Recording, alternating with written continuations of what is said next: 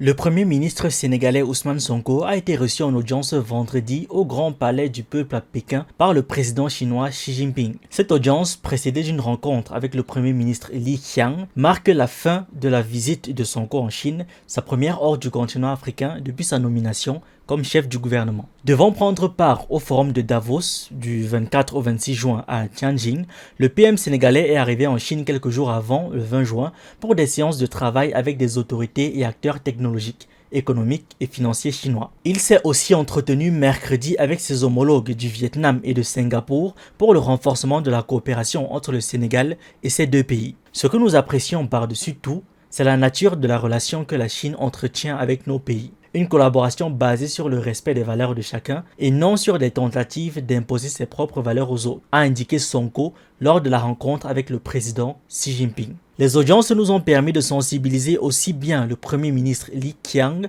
que le président Xi Jinping sur les enjeux en Afrique de manière générale et au Sénégal en particulier, a-t-il aussi relevé, exprimant sa satisfaction à la suite des dites rencontres. Dans les jours et les semaines à venir, les Sénégalais verront de façon concrète les retombées de cette visite, a assuré le Premier ministre sénégalais. On n'a pas toujours manqué de bons plans de développement, la difficulté a toujours résidé dans leur mise en œuvre. C'est pourquoi nous misons sur des mécanismes de suivi et d'évaluation des programmes. Nous n'avons pas besoin de réinventer la roue.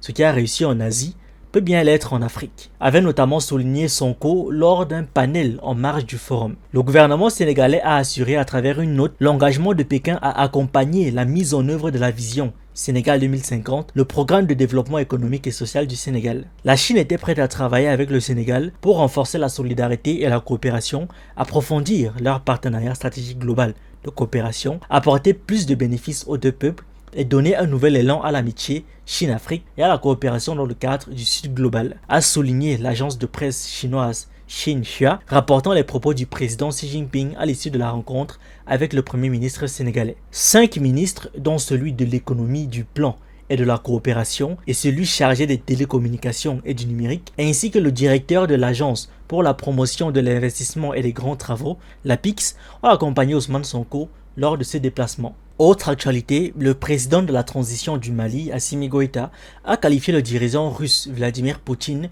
d'homme politique pragmatique et sincère en tirant le bilan de sa visite officielle en Russie. Il s'est exprimé à ce sujet lors d'un entretien avec des journalistes, selon le journal malien L'Essor. Goïta s'est d'abord rendu à Moscou où il a eu des entretiens avec le président russe, puis au Tartarstan où il a visité des sites industriels dans les secteurs de la construction automobile et aéronautique. Lors de sa rencontre avec la presse, il a évoqué les principaux points abordés avec Vladimir Poutine. Notre rencontre fait suite à une première il y a 2 ans à Saint-Pétersbourg. Là-bas déjà, nous avions discuté de défense et sécurité, d'éducation et d'enseignement supérieur, de mines, de transport, d'énergie. À Moscou, nous avons eu l'opportunité de revisiter notre coopération. Après Saint-Pétersbourg, il y a eu un début d'exécution. Les projets de centrale solaire de Sanankoroba, l'usine de raffinage d'or, 290 bourses octroyées désormais à notre pays au lieu de 35 avant notre rencontre à Saint-Pétersbourg. Goïta a affirmé que la sécurité demeure le principal domaine de coopération entre le Mali et la Russie. Il a rappelé qu'après la rupture avec ses anciens partenaires,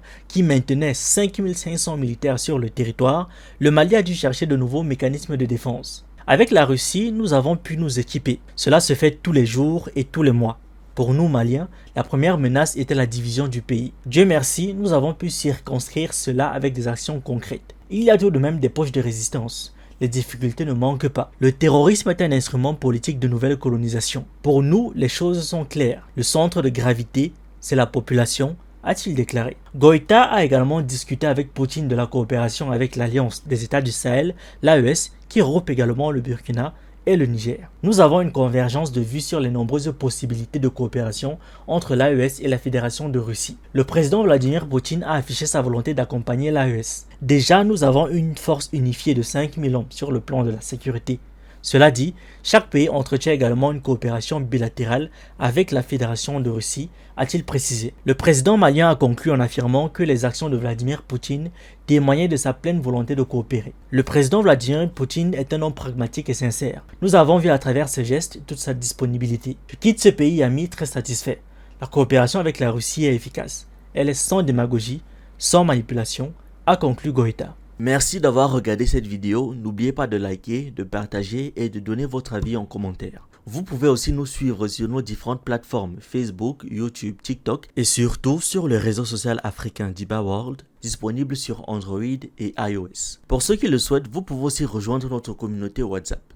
Tous les liens utiles sont dans la description.